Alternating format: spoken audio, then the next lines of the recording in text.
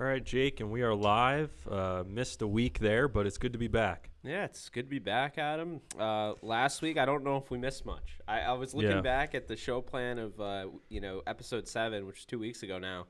I'm like, wait a minute. We were talking about Ben. We were talking about where was JJ Watt going to go, and we were talking about Seattle and Russell Wilson. And we're still talking about it. We're going to be talking about those today. We have more clarity, obviously. Now we know JJ Watt is going to the Cardinals. Yeah. And it's just... Now the Steelers signed Ben, so we know that he's not retiring, which that was ridiculous anyway. Yeah, so it kind of goes to show you last week. I mean, we didn't miss much. This week, finally, things started to come together. Hopefully, we get some more news going into next week. Obviously, we will. There's a lot brewing, with this unprecedented offseason.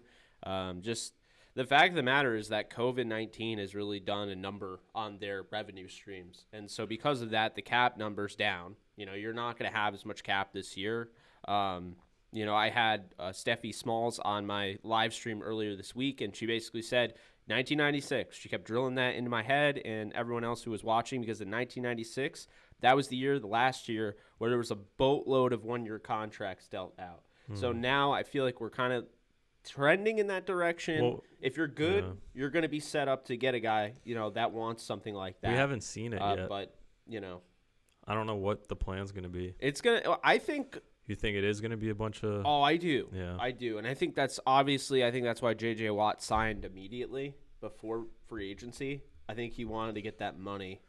We'll go into it. But, what were your thoughts on J.J. Watt choosing the Cardinals over the Steelers, the Packers, the Bills, and the Browns, who were all rumored to be an interest? Apparently the Browns gave him or offered more money. Who was the other team? Did you see that? There was 2 teams that offered more than the Cardinals, allegedly. The Bills? The Bills.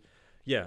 So I don't know why he chose the Cardinals, because to me, if I'm being honest, I think the Browns look more competitive than the Cardinals. I know the Cardinals are kind of on the rise, but then the Bills, they gave you more money and you said no to them.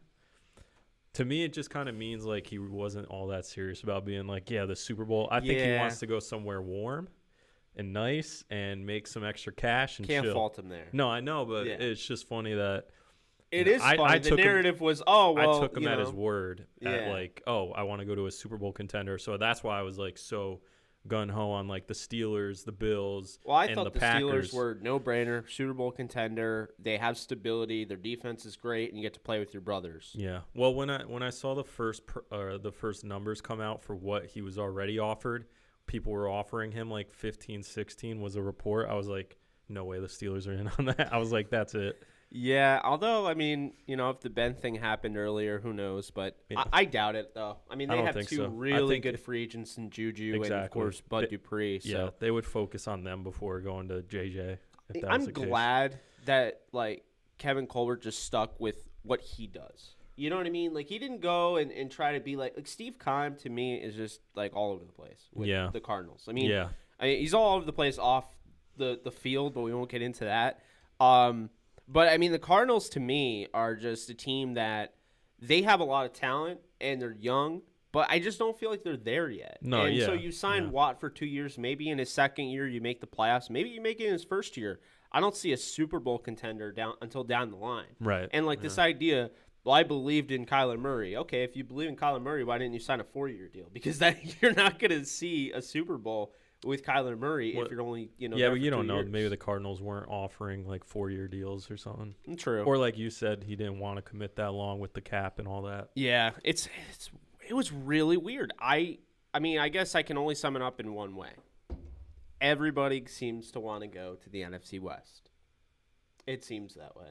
It seems like every time there's a marquee free agent or a trade, Jamal Adams, J.J. Watt, it's always to the NFC West.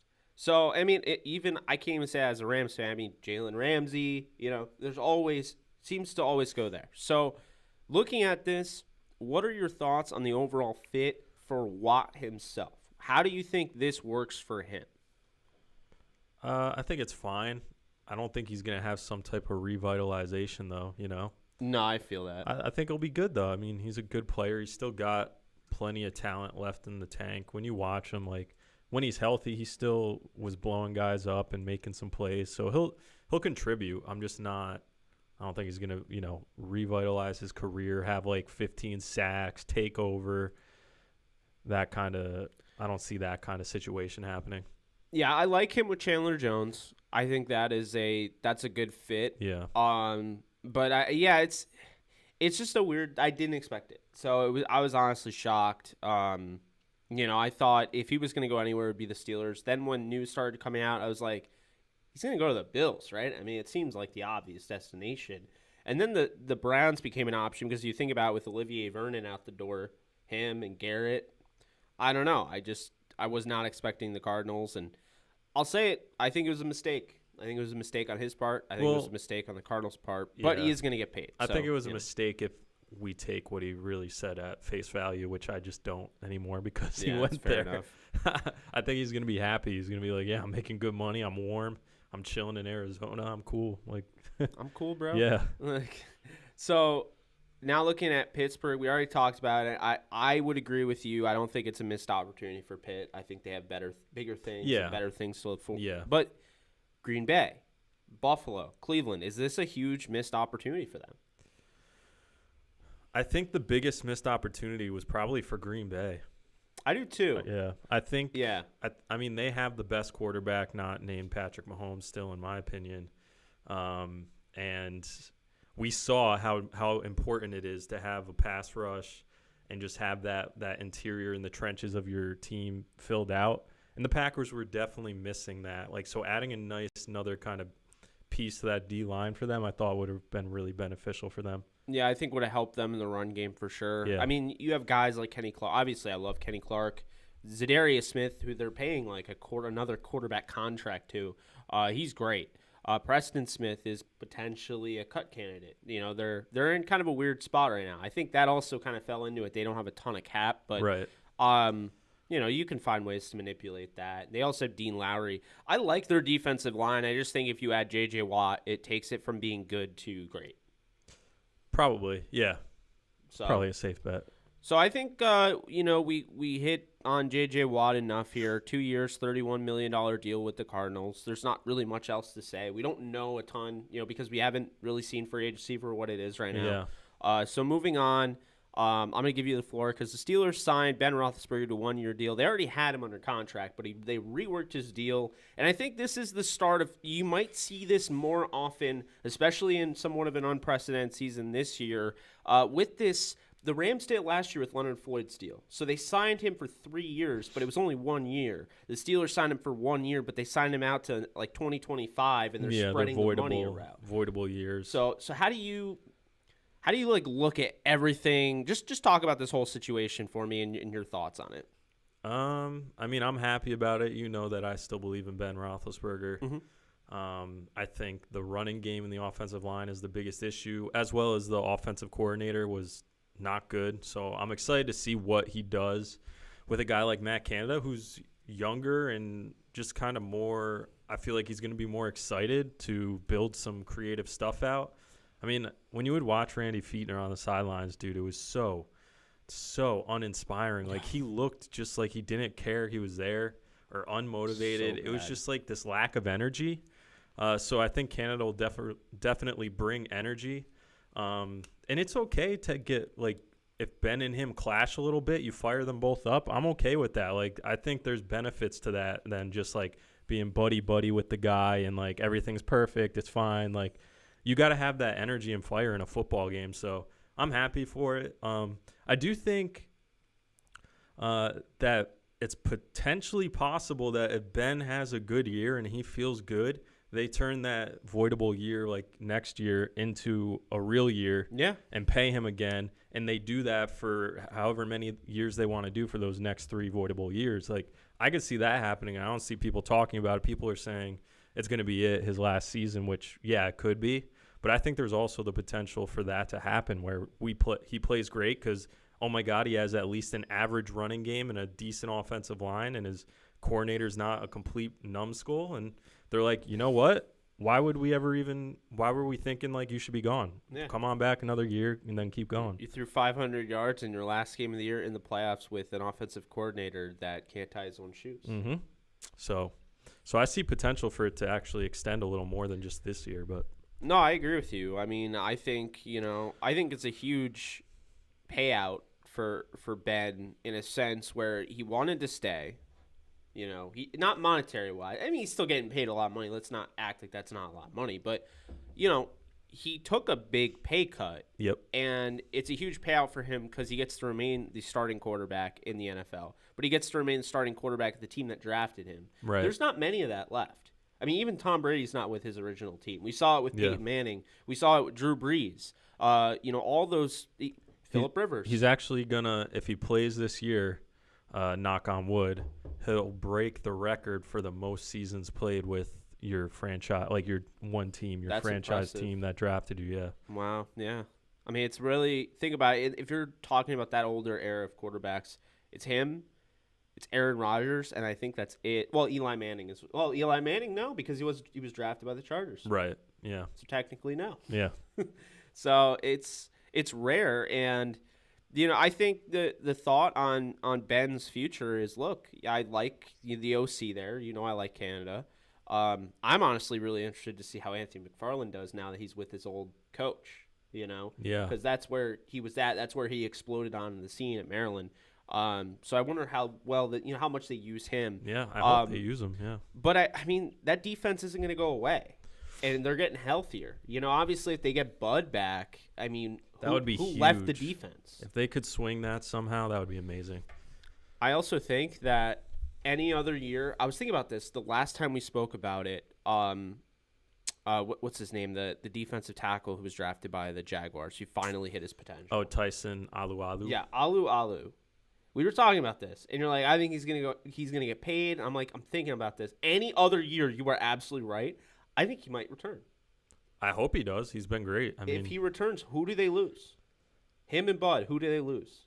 What do you mean? So if you get Bud and Alu back in Pitt, who do they lose from that elite defense? No one. I mean, potentially Mike Hilton or Cam Sutton. That's right. Well, what are your thoughts on? Do you think they could realistically bring everyone back, or are they 100% bound to lose one of those guys? They're bound. I think, if I'm being honest, they're bound to lose at least one guy. Okay. Who do you think they're most likely to lose? Mike Hilton, Bud Dupree. Okay. Do you think that they would prioritize Bud Dupree or Juju in free agency?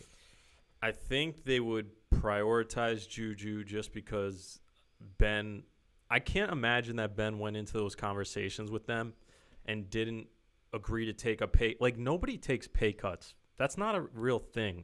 No, it doesn't happen anymore. Yeah, and I feel like people don't talk about that at all, that he took a pay cut, like a significant pay cut. Yeah, like a double-digit pay cut. Yeah, and I would just – if I'm Ben, I think the least they can do is be like, okay, you took this huge pay cut.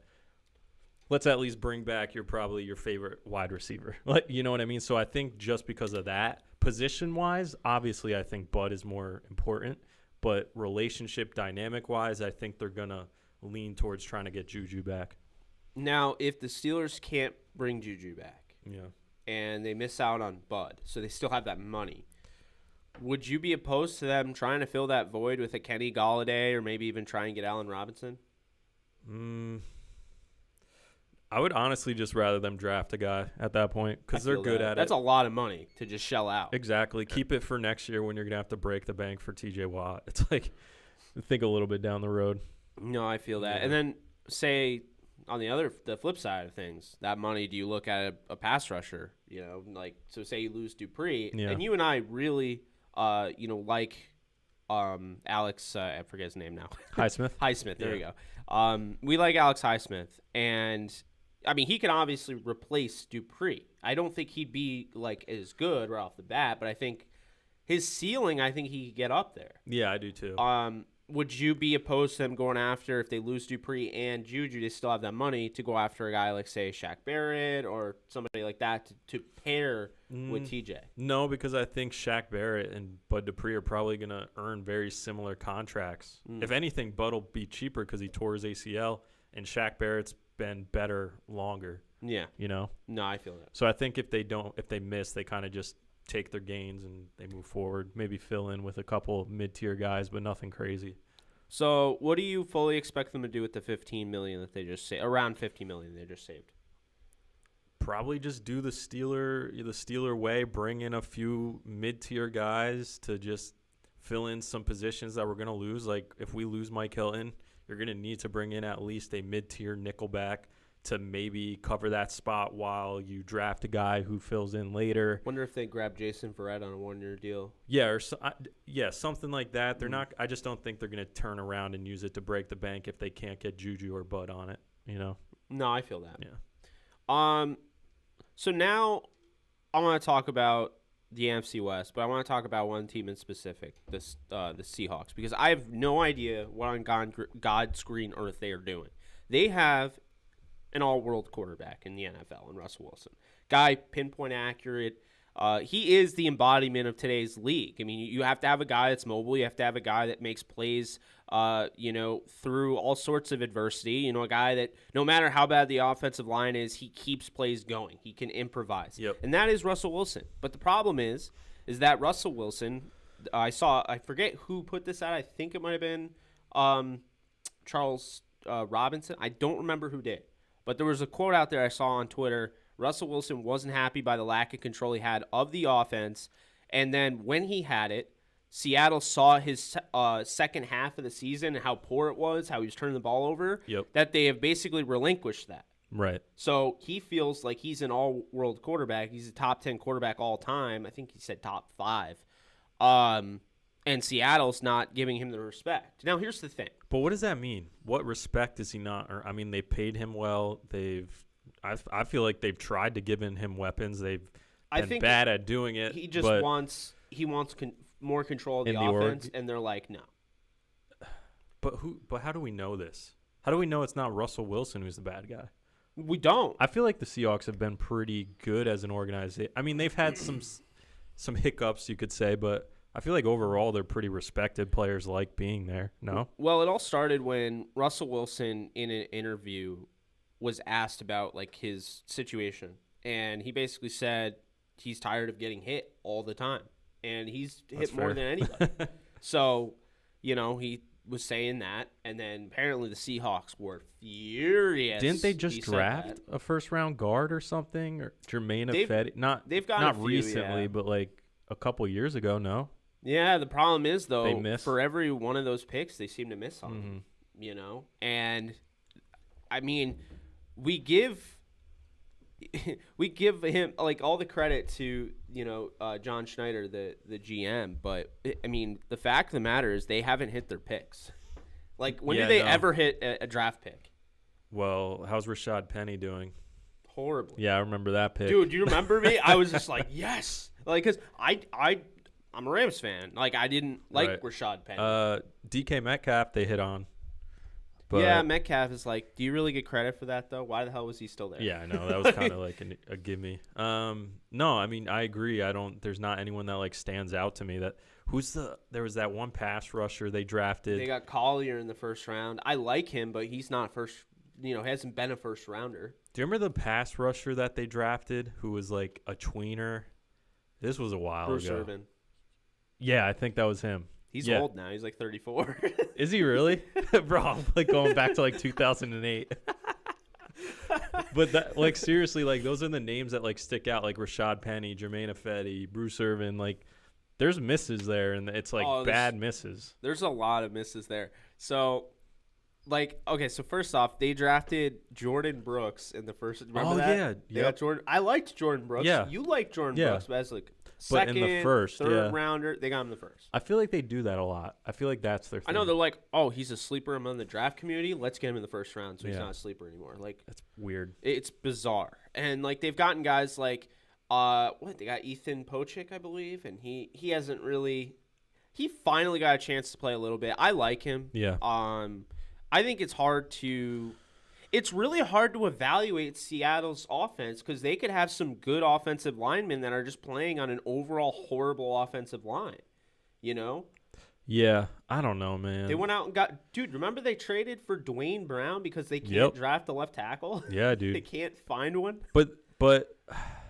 that shows an effort at least. It's not the Texans. Yeah, but then you look at they're drafting all these running backs. I mean, you have who have they drafted over the last however many? I mean, they got what's his name? They got the guy from Miami, Minor or whatever. They got him. They drafted Rashad Penny. They drafted Carson in the 7th round. They hit on Carson, but they don't want to they don't even want to make him the guy. I don't understand. They went out and signed Carlos Hyde. Yeah. Out of left field. No, I mean, I guess I get it. I do get it. But it's just, I feel like everyone's really demonizing the Hawks, which I don't think is all that fair. I don't think they're that abysmal. Again, this isn't the Texans we're talking about. Travis Homer, not Minor. That was an old one. And then DJ Dallas and Alex Collins. So Alex Collins they drafted in the 5th round, 2016, and DJ Dallas they drafted in 2020 in the 4th round. Yeah, they just draft running backs, and it's almost like you look at the way they make up their roster. I mean, I'll give them credit. Damian Lewis, that pick in the 3rd round, brilliant. I mean, I thought that was a great pick. But he's on offensive line with guys like Brandon Shell was their right tackle, And, Dwayne Brown, as much as I like him, they shouldn't have had to trade to go and get their left tackle. They should have been able to find their left. You know what I mean? They drafted Jamarco Jones. They couldn't develop him. Right. So it's really an offensive line issue that he's peeved about, I guess. Because, I mean, you look at the list of names on the team overall, and they've done a good job at, cultivating talent, No, absolutely. I mean, they draft the position. It's not like they ignore it, but it's they're just missing consistently on tackle and center, I guess, and guard. And I don't know. I think it's a little more player being a diva in this situation, to be honest. But I mean, they have every right to if they don't feel comfortable. All right, go ahead. Try and get to a place you want to be. Which is funny because the opposite is Deshaun Watson. They have gone all out on the offensive line. They gave up 2 first-rounders for their left tackle. In Laramie Tunsil, but their team sucks. Yeah, as a team. I don't really. I don't even know their coaching's not good. I don't even know if the players are that bad, from last year. I think that's really what did it for guys like Watt and Watson is that they saw we don't have a bad roster. We should have won 11 games. That's what I remember. Deshaun was saying we should have won 11 games. Yeah, I mean, their coaching is not obviously good. It's not It's good. amazing how one man's ego destroyed the team overnight. Yeah. But he's not even on the team. Yeah, I know. Do you think that – who do you think's more in the right here? Russell Wilson or the Seahawks? Do you think – to me, just from what we know, we don't know a lot. Obviously, we don't know the internal conversations they have. But just as an outsider, I feel like Russell's kind of being kind of a diva, which, whatever. I would say that, except he's always been pro Hawks, go Hawks, constantly. He's like a robot. He always PR. He's always good for them. So I just kind of had a problem with the fact Seattle got pissed that he voiced his own opinion in an interview. Well, yeah, about the state he should of be the able team. to. Yeah, he can say whatever. I mean, because they started the whole thing. I think if they react better, Russ doesn't have any issue. I think when they went out and they had a public statement. It was reported that they were furious with Russ. I think Russ is I want a Super Bowl with you guys. I'm the reason you guys don't go 5-11 every year. But Seattle's team, I don't think is that great. No, to be honest with you. Russell Wilson's never missed a game. I've seen him play against the Rams after he had a high ankle sprain. We've seen guys miss games because of that. He just plays through it. He's just made out of titanium. I've said this over and over again. Okay, so do you think he actually goes anywhere though? I don't know. I think there's legit. There's something going on there. It's 100% legit to think that Russell Wilson could be traded. That would be wild. What do you think he would require? At least 2 firsts. How old is he? 33? Yeah, he's in his 30s. I know that. Yeah. Yeah, I mean, it would probably be it would have to be more than the Matt Stafford trade, just because on paper people are going to look at Wilson and say he's better, which I think is fair. Oh yeah, absolutely, 100%. So you'd have to start at 2 first-round picks. I mean, I think I think the Raiders, they do Derek Carr and 2 first-rounders. Boom. That would be a steal. If you're comparing it to the Stafford, trade, that would be a steal in my opinion. Yeah, well, Carr is a better contract than Goff. He's a better quarterback than Goff, Right. More, well, I'd say he's more proven, but, But I feel like if I was going to trade Russell, I'd be like, we need more picks to find our quarterback again. Yeah, I mean, I would say, look, Because I'm just not sold on Carr, though. Well, Russell Wilson had his teams that he desired to go to. Like, that list was revealed. No, what was the list? It was like the Bears because he wants to play with Matt Nagy, which, dude, I'm sorry, I laughed for a good 10 minutes. Maybe he knows something we don't. Bears, Saints, Cowboys, and I think the Raiders. Bears, Saints. I think it was the Raiders. I want to say it's the Raiders. The Saints would be real good for him, I think. How are they going to afford it, though? Well, they wouldn't, but And Breeze is I know, looking he's not like gone he might yet. come back, I know. which is just nuts. But I'm just saying, like, as a fit, like, the Saints would be really cool. I agree with you. Yeah. I think the fit, in that Sean Payton offense, it makes a lot of sense. Dude, I'm telling you, this draft with quarterbacks is going to be ridiculous because of what the quarterbacks are doing in the offseason right now. Teams are going to be like, oh, my God, like, these quarterbacks are crazy. They could go anywhere. We got to find one that we can lock up for at least 5 years.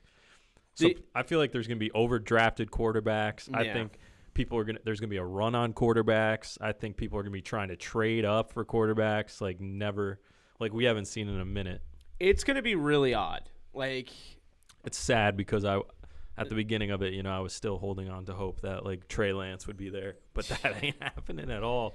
Not a shot. It's just going to be such a weird. Well, I think it's the start of the new quarterback landscape around the NFL, and I've said that. I think when you look at it, things are changing. It's the end of an era. It's the end of Tom Brady's with the Patriots. It's all that. It's gone. And once, like, we talked about the internal conversation about Deshaun Watson. Everybody had that, whether they want to admit it or not. Every team had that, and I think this changes everything. Deshaun Watson's still out there. Russell Wilson could be out there. I think there's quarterbacks that maybe we don't realize are out there. I mean, Dak Prescott. Yeah, Dak Prescott. That's 3 great options right there. I hate what Dallas is doing with him. Like, what does he have left to prove? Which is also weird as to why Russ would want to go there, seeing what they're doing to Dak. I think it's weird if anybody thinks that they want to go and play with Mike McCarthy. Well, yeah, the that guy too. that Aaron Rodgers basically was just like done with. Yeah, dude, it's crazy. The quarterback landscape is gonna be wild. It's gonna be fun. It's fun though. That kind of stuff's fun. Let's go through the league real quick. So AFC East, you have Josh Allen guaranteed. Yeah. Miami, you have no idea because Tua's there. They could go with Tua. If they stick with Tua, God bless them. They have a top 5 pick though. I know, that's what I'm saying. God bless them if they stick with him. Personally, for me, I'd probably trade that because teams are gonna want it so bad. They are gonna probably get a fortune, and you're like right there. You're on the cusp of something big. It's. If I was Miami, dude, I'd take that trade with the Jets. Go get Wilson. Really? Yeah, because the Jets are they're so sold on Sam Darnold. Apparently, they can't make up their mind. It's like, okay, you can't make up your mind. They're taking calls for him though, so that'll be interesting. Yeah, we'll see where that goes. But oh man, I don't like Tua. Sorry. Well. Yeah, I know. Jalen Hurts was better than Tua. Wow. That's a take. I always felt that way. I felt like Jalen Hurts had more potential and just potential-wise, for sure. Yeah, and then he went to that's the best thing. So everyone was upset that he left Alabama, and to be honest with you, I enjoyed watching him at Alabama, but I knew he could do something special if he went to in Oklahoma and get coached by Lincoln Riley. Well, that's what he did. Yeah. And you saw it. He started to really improve and yeah, he did. He became a legit quarterback. Yeah, he got drafted in the second round, so. Yeah. So, for Tua, to me, and also, I don't think it has anything to do with him being left-handed. I just think, I just don't think he's good. I don't think his injuries concern me to the whole other level. Okay? And so, I think his injuries are concerning. I think, there are sometimes throughout last year, he would look like he was, he was in. And then there were some times where I was like, his accuracy would falter, and like I wonder if almost the moment got to him. And I'm like, man, you were playing in a regular season game as a good team that didn't absolutely need to win that said game and didn't absolutely 100% play in like a game that was like the playoffs, and you fell under the pressure so bad that Brian Flores put in Ryan Fitzpatrick to finish off the game. Yeah, dude. That told me a lot. Now, he's a rookie, and I get that. I watched Jared Goff 7 games his rookie year, and he was horrible. Yeah, then well, McVay comes in, changes everything. But would you say Jared Goff was the reason he changed? I would say it was McVay. Yeah, exactly. So that's not, I don't know. I don't like his skill set. I don't think he's mobile. I'll give him that, but he's not as mobile as people try to say he is. Well, no, he's not. He's not as mobile as Jalen Hurts. And his arm is just not like it's not impressive. Like it's an okay arm. It's fine. Yeah. But well, you remember where I was on draft day on that. I thought they should have drafted Justin Herbert, and I think I was right on that. You were right. Yeah. So, all right. So say you have Allen, the Jets are up in the air. They have the number 2 pick. We don't know if they're going to stick with Darnold. I think they should stick with Darnold and build out that offense. Why? When Zach Wilson is there. You love Zach Wilson. He's my third quarterback, though. But you love him, right? Yeah. Yeah. You think Darnold is a better option than like a Zach Wilson? Darnold, or and then maybe going out and getting a Waddle or going out and getting Penei Sewell and building that offense. I think that's the right approach. I would be so mad. I would be so mad if I was a Jets Well, actually, fan. to be honest with you, every single time, it's probably the less Snead in me, but every single time I see a top pick like that, and I feel like I have a quarterback that I'm okay with going into next year with and building, I just trade the pick, man. You could get so much. Here's who should trade up. Straight up right now, I've said this before, not on this show. I've said it before on my live stream, and I'll say it again. The Minnesota Vikings should trade up just like the Chiefs did. Everyone's like, no, the Chiefs were a top team. No, they weren't. When the Chiefs traded, they had Alex Smith. Alex Smith gave them They were in the playoffs potential. that year, though, right? They were. They were like a playoff team. I think the Steelers beat them. Yeah. They were like a playoff team. But like they were missing something. And I said it over and over again. Patrick Mahomes was best quarterback in that draft. And sure enough, they go up and get him. The Chiefs had a pretty pretty low pick in the first round because they were in the playoffs. Yeah, they moved up. Yeah. The Vikings need to do this. They need to go up and get their guy. Kirk Cousins isn't doing it. He's not moving the needle. No, I know. I agree. So I think the Vikings should trade up with the Jets and go up and get their quarterback. Up to 2. They should do it. Wow. They should 100% do it. Trade Kirk Cousins too. Trade Kirk Cousins in that draft. Do that. See if you can trade Kirk Cousins in that package and soften the blow. But I'm sorry, you're sitting there with Adam Thielen. Now Irv Smith is going to be your number 1 tight end because you got rid of Rudolph. Justin Jefferson was right up there to be offensive rookie of the year. You have Dalvin Cook. I mean, that offense needs a quarterback. I agree. I mean, I haven't thought about them moving up because I think there's going to be so many teams looking to do the exact same thing. Oh, absolutely. But I'm thinking they're a team that internal conversations, they were like, Kirk Cousins can't do it for us. Sure.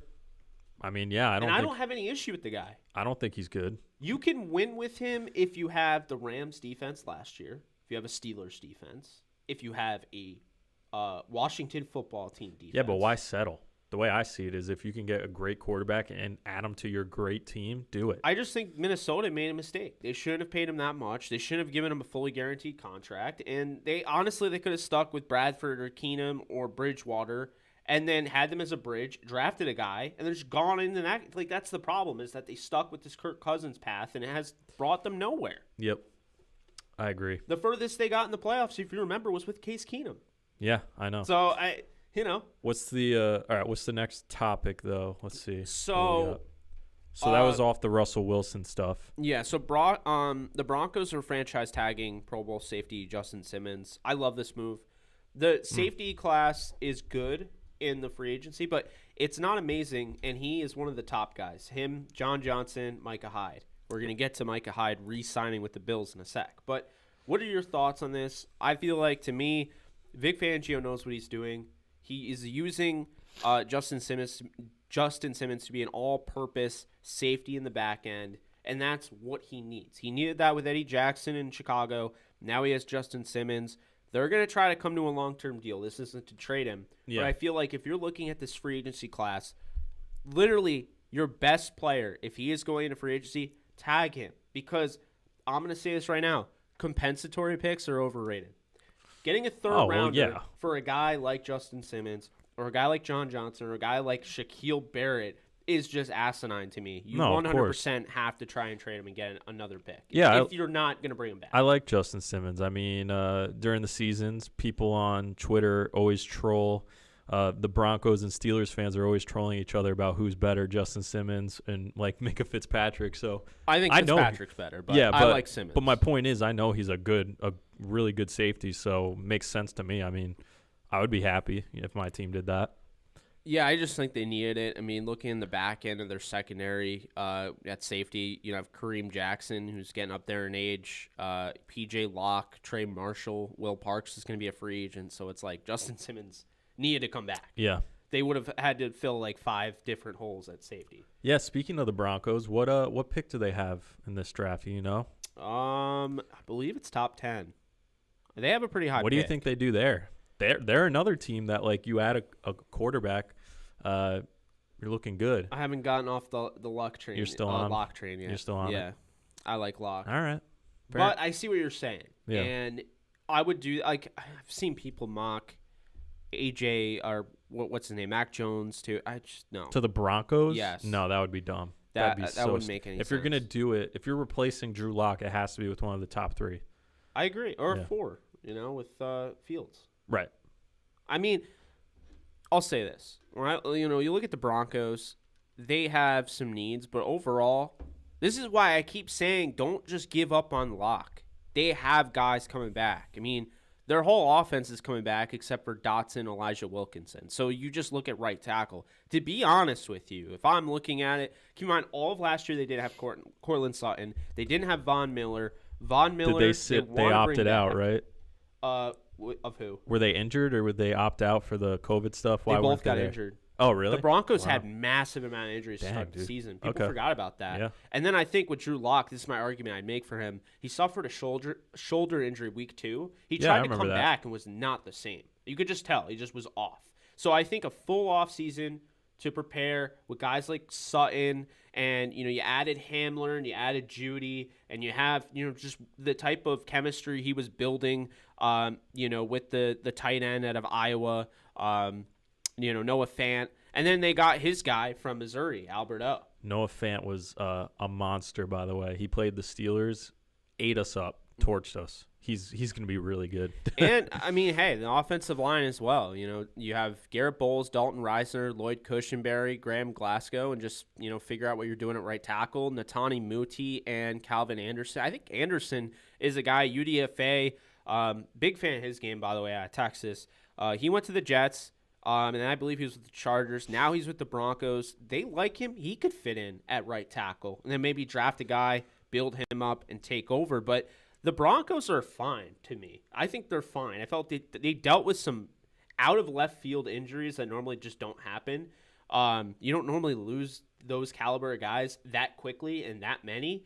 But if they want to bring Vaughn back and they have a defensive-minded head coach in Vic Fangio, who's one of the best defensive minds in all football, so I think you build up that back end of the defense. Plus, you have guys like Draymond Jones, who you drafted in the 2019 draft. Bradley Chubb, Alexander Johnson, someone I love at the linebacker position. Josie Jewell. If you bring back Von Miller, Duke Dawson. Bryce Callahan. Yeah, they have they have names. They definitely have names. Yeah, I think like it's the thing is I think with Deshaun Watson, like I said, the internal conversation, and that's why people are like done with Drew Lock. But I'll just remind people that like Drew Lock has an arm. He has arm talent. He has mobility, and he's a leader. No, he has all the tools for sure. I wouldn't give up on him, and I think, honestly, to be honest with you, with that pick, I'm looking at tackle. I hope not, because I need as many tackles at 24 as possible. So I'm looking at tackle, and then Shelby Harris. We'll see if they bring him back. They could go with a defensive end. I don't like the pass rushers at the top in this draft. My favorite pass rusher is projected to go in the 3rd round. Really? Yeah. I think Jordan there's Smith. actually a couple good ones. Their names are escaping me. I had two guys. I don't like mind. Quiddy Pie. No, it's not him. There's two guys I have in mind, and I'm blanking on them. But I think there's some more than people are talking about right now. Yeah. And I feel like the combine probably would have helped them out. But absolutely. And I really hate that they don't have like the combine. I think it's hurting guys, especially a guy like Trey Lance.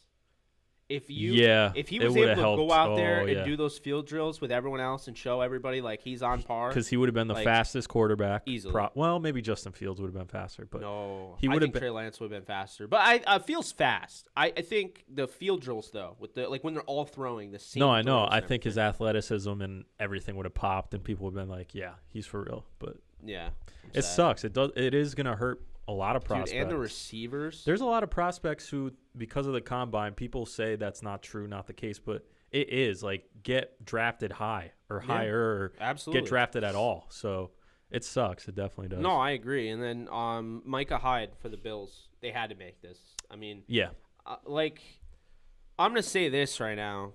Talking about two safeties, this is exactly why the Rams have to tag John Johnson. Even if you don't. Wait, I thought you were saying he was gone earlier. Well, no, I feel like we've talked about this, and you were thinking he was going to be gone. I think he'll probably be gone, but I think you should tag him and trade him at the very least. Oh. Because you drafted him in the 3rd round. You don't want to just get your 3rd round pick back. This is somebody that turned himself into a top 10 safety. I'd argue top 5 safety this year. He was great, and I don't understand a guy like a free safety. I forget who said it, but earlier this week there was an anonymous GM who said that like the most valuable, underrated position in the league is a free safety. I saw that, and I agree, dude. Right? Because you and I have always been on this, though. This is a train we've been on. But also, it comes down to like both our teams have a really good one, so we know the difference. Yeah, absolutely. Like, you'll watch quarterbacks when I would rewatch games, look Minka's way, and immediately look away because he's over there. They're just like, I'm not throwing up. Well, especially in the red zone, dude. Yeah. When they're lurking, it is such a game changer, and people don't know it yet, but I think they're going to start to recognize more and more. I can't believe Minka fell in the draft, though. He didn't fall. He fell outside the top 10. 11, right? Yeah, it was ridiculous. Yeah. But also there was questions like, what position does he play? So I guess that kind of hurt him, but Which is weird because they had the same questions about Ramsey. I just think that's good. Yeah. So it means you have more flexibility. Yeah, that's true. Like, I watched him at Bama, and I was, like, super impressed, with his ability. I mean, he's the guy, I said it with Eddie Jackson, how he changed everything for Vic Fangio's. He was that guy. He could play center field, and his, basically overall, like, his explosiveness and, just his lateral quickness, he can cover all angles of the field and just cut off every route. Like, it's ridiculous. When you have a guy like that, they're Game just changer. Invaluable. It's ridiculous, no doubt. Jamal Adams is another one. And so is Byard. Yep. Who you loved. You were on him way before I was. I have to give props to you because, like, it came out of nowhere. I remember one day, like, I'm watching film. Adam texted me. He's like, dude, have you watched Kevin Byard? I was like, I have no idea who Kevin Byard is. And, like, it was early on in the process, too. Yeah. And you're like, I just watched Kevin Byard, and, like, he's the best. Yeah. Like, and he was still not picked till what, round 3? 3rd round, yeah. Bro. And I was like, are you kidding me? You're also really high on Hassan Reddick, and, like, before anybody was. I loved him. Like, before he even went to the Senior Bowl and blew up. I loved him. And you're like, he's going to go to the Steelers in round 3. Even the first round. I know. It's like, God. This is what happens. Like, you find a guy, goes super, like, early on. Like, remember when I was all in on, like, Carson Wentz? Yeah. Before, like, anybody started talking about him. And I was like, yeah, I want the Rams to get him in the 2nd round. Guy goes 2nd overall. I know, dude. It hurts. It hurts when that happens. Yeah, it really does. So, yeah, I mean, I think if you're a team this year, I think especially this year, the comp pick makes no sense. Go out and get – because keep in mind, all a comp pick does is make it so you get a pick next year. It doesn't help you this year. I think you're going to need all the assets you can get this year. So I think that's why the Rams, you could argue, should tag John Johnson and trade him. And what this does is, hey, Jaguars, I know you have $80 million in cap space. Well, you're not getting my safety. He's not hitting the market. Same thing with Justin Simmons. Same thing with Micah Hyde. Now, Micah Hyde signed a 2-year deal, so he won't be traded.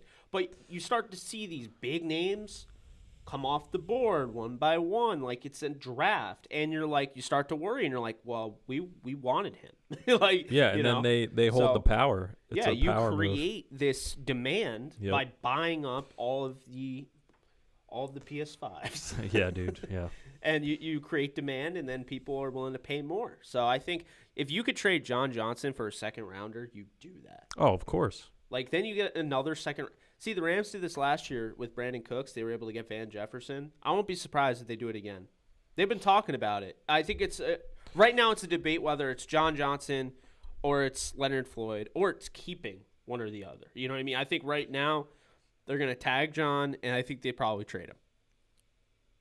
That's where I'm at on that. That would be a nice little move by them. In other Seahawks news, they just lost their center, Justin Britt, to a one-year deal with the Texans. Yeah. Good to see the Texans are making moves. They're trying, I guess. Deshaun Watson, his center of the future, on a one-year deal. Yeah. Yeah, there's not really much else to say on that. Texans kill me, bro. Washington is going to release quarterback Alex Smith. What are your thoughts on that? Bitter. You come in, you steal the comeback player of the year. You don't even play that good, and then you just get cut. I will say this. When I saw it, I was like, are you kidding me? I will say this. I really, like, with Washington, they kind of annoy me. I've said it before, and I'll say it again. I don't think Ron Rivera is that great of a coach. I think he's like Jeff Fisher. I really do. I mean, he doesn't have a Super Bowl win. Jeff Fisher lost Super Bowl. He lost Super Bowl. I'd be shocked if Cam Newton doesn't end up with Washington. It just seems like it's, hey, are you a former Carolina Panther with Ron Rivera? Come on in. But that's just like, hey, let's waste a year of everyone's life. I don't think he'll start. We're not winning anything. I think they're going to start Heineke, which they didn't listen to us. We specifically said, you are a quarterback away. Go out and get Deshaun Watson. They're like, oh, we got Deshaun Watson. We don't actually. No, we got Taylor Heineke. They're the closest team in the NFL to being a quarterback away right now. Yeah, hands down. They replaced the Rams because the Rams got Stafford. Now they're the next team. Maybe they'll do something though. You don't know what they'll do. Maybe the draft is when they really want to do that and make that move. Maybe if they do, man. Maybe they're the Vikings in that scenario I had. Yeah, maybe. And if they do something like that, like, good for them. Don't get Cousins back though. No, yeah, don't do that. Definitely don't do that. Please don't do that. He wouldn't go there anyway. The Ravens want the league to add a sky judge. I love this. Yeah, I think it's a good idea. I didn't need to know the Ravens wanted this. I just, you know what I mean? Like, it was reported. But why is there not a sky judge? It makes a lot of sense. Like, you know? That should have been what got put in place before the weird PI replay stuff that they tried to run with. Yeah. They were like, hey, dude, it was a thirst trap. They were thirsting for your challenge flags. Yeah. Because you would throw it and be like, yeah, we're not going to overturn this. Like, even if it was blatantly obvious. I mean, I don't have to remind you the one on Joe Hayden that they challenged, and they're like. That still makes me so mad. Because having a hand on someone's back is like. Behind him. The ball was. I don't want to go there. On fourth down, Drew Brees just chucks in the end zone. Kliff Kingsbury is confident Chase Edmonds can be the bell cow in Arizona. I find this interesting. He's not exciting. Does he excite you as a runner? That's never been his MO. Yeah. You know, he's been the guy, he gets those tough yards. Yeah. He's honestly similar to not as dominant, but he's similar to a running back that used to play for the Atlanta Falcons, Michael Turner. I remember him. He gets like those tough yards, and I mean. But was he a bell cow for Atlanta? Honestly, yeah. Yeah. Yeah, he was. He's bigger. I think people just look at him coming from the small school because I believe he went to Fordham. Yeah, he went to a real small school. They look at him like, dude, notice this. This always happens. Running back comes from a small school. We just assume he's a scat back. Every time. Yeah. Literally every time. He's actually pretty built. I mean, he's a bigger back. So, I mean, I could see it. I'm not the biggest fan of him, especially this draft. I mean, dude, the running backs in this draft are going to be real cool. It's going to be fun to see them. It's so deep in this draft. Yeah. I mean, like, you know, you could just look at it right now. You have guys like Najee Harris and Javonte Williams and Kenneth Gainwell. And, you know, I mean, a guy that I like a lot that I think some people are talking about, but not enough, Trey Sermon, he's my running back 5. Steelers did a virtual meeting with him. Oh, Yeah. That'd be a fit. Him and I'm sold on Javonte. I know you are, but I honestly haven't really watched him. Yeah. Sermon and McFarland, that would be nasty. Okay. I'll watch Trey Sermon now that the Steelers are showing interest. But yeah. What do you think of Khalil Herbert? I hear like up and down things about him. So it's funny because Kansas had Khalil Herbert and Puka Williams in the same backfield. Oh, okay. And Khalil, we have no idea what happened. But like right before the next game, after he blew up with Puka Williams against, I think it was Boston College, the next week he like quit. So I think that's probably the up and down that you're hearing. Okay. Is that I think people are still concerned like why he just up and left the Kansas. There's program. no news on that. No one ever really reported it. No one found out. He just up and left. That's and weird. Then he transferred to Virginia. I think he was going to transfer to Houston or did transfer to Houston, then switched that and then went to Virginia Tech. And yeah, I mean, I think Khalil Herbert, he's a starting running back in the next level. I mean, he's a good running back. Okay. You know, he's going to be in my top 10 or around that. Yeah. Puka's fire. Oh, how about the fact that Najee Harris is 23 years old? Does that concern you? You know why that concerns me? Because, one, we know running backs. Like, is there an elite running back? I know you really like Adrian Peterson. Oh, yeah. But put him aside, like, being real honest, like, just like straight up dominant, pure special running back who's 28 years old right now in the NFL. No. So, and when was the last time we saw that? That's so, like, Le'Veon Bell didn't make it there. Todd Gurley didn't make it there. Zeke isn't going to make it Zeke there. isn't going to make it there. Alvin Kamara, I was like, he might be close. He's 25. So he's still got time, tread on his tires. But, like, think about it. If you draft Najee Harris in the first round, you're literally just going to get him for, if you look at the averages, just doing the data, the math, whatever you want to call it, you can expect to get him like for 4 years, good years, and then that's it. Then I see him as a guy, if you draft him in the first round, then you want him to win a Super Bowl now. Exactly. And then you have to literally be a running back away. That's the only way. I don't think your team is. No. We're offensive line away, Luckily which is multiple for you, players. It seems like this whole draft is full of offensive line. Yeah. I mean, I was just looking at the tackles, monstrous. Yeah. I like Darisaw. I love Sewell. I forget the one guy from TCU. I don't know. There's so many guys. Cosme from pull him up. Texas. You want to pull him up right here? Yeah, I mean, there's so many. You know, Slater. That was it's Northwestern, not TCU. So Northwestern, Rashawn Slater, Jalen Mayfield from Michigan, Dylan Ray Dunes from North Dakota State. There's a little bit of a sleeper that I like from North Dakota State. I think his name's Colson, or he's from North Dakota State. It's I forget the guy's name. But yeah, I was watching him the other day, and he stood out to me. Yeah. I'm not gonna remember the guy's name, but then you have like Jackson Carman from Clemson, Liam Eichenberg. He's big. Oh, Jackson's huge. 6'5", 345. Jackson's huge. Yeah. See, yeah, I mean, Tevin Jenkins from Oklahoma do you like State. Tevin Jenkins? I don't not like really him that much. He's probably my least favorite of the ones that I mentioned. I like Cosme. He does not Texas. move. He does not move very well, and his hand use is not good. Like, he'll just put his hands into the chest of the person and like fold his elbows in and just get like totally ragdolled. To me, right now, it's Sewell and Darisaw as the top two. Yeah, I really like Darisaw. You see why he's up there. He's a monster. He can move like a madman. Walker Little, not the biggest fan of. I know there are a lot. I haven't watched him yet. Well, because the Rams got the Stanford offensive line coach, and so everyone's like, "Oh, well, they're gonna draft Walker Little." I'm like, 6'7", 310, little lean for being 6'7". Yeah. I don't know. Leatherwood. I still like Leatherwood. 6'8.5". Spencer Brown. Yeah. Northern Iowa, big boy. Yeah. Jeez. You remember that one guy? What was it? King Dunlap. He was like 6'10". Yeah. 6'9". Yep. Like, go play basketball, big man. Like, come on. All right. What else? So that is that. Somehow we got to that from Chase Edmonds. Just fluid conversation. Yeah, man. you know. NFL schedule release target date is for May. I'm excited. Yeah. March, April, May. Yeah. Yeah, we'll see. I mean, Steelers have apparently the hardest strength of schedule. I don't know how people already know who's that. the NFC guy? Who's the NFC team that you have? I don't know. If they go to a 17-game schedule.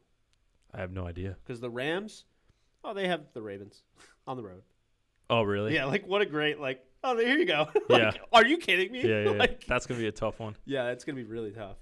I hate the 17-game schedule. I hope to God Me that too, doesn't happen. man. I think It's going to ruin not stats fair. forever. Oh, that too. Dude, absolutely. You brought it up to me last I didn't time. even think about that. That will suck. Yeah, it's going to ruin stats forever.